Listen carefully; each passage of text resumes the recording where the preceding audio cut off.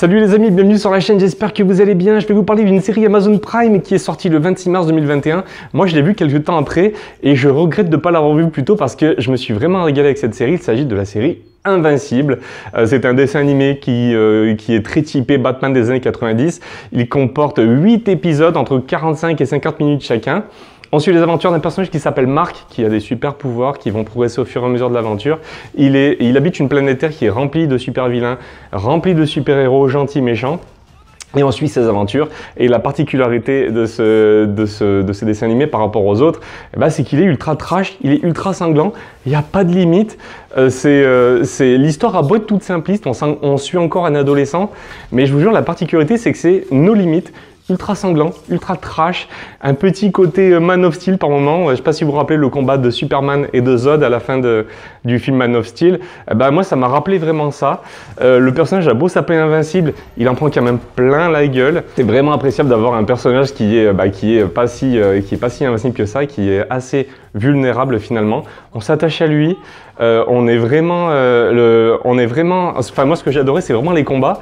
Le rythme des épisodes est assez irrégulier, il y a quand même quelques petites longueurs, mais les fins d'épisodes, les 2-3 dernières minutes à chaque fois, on a toujours envie d'aller voir ce qui se passe ensuite, tellement les combats sont bons, tellement c'est quand même jouissif de voir, de voir toute cette explosion de sang à l'écran. Je vous jure, il n'y a pas de limite. En fait, c'est comme ça que devraient être les super-héros finalement. Les 2 derniers épisodes de la saison sont vraiment excellents et m'ont vraiment donné envie de voir une suite. Et ça tombe bien parce que Amazon a commandé 2 autres saisons derrière celle-ci.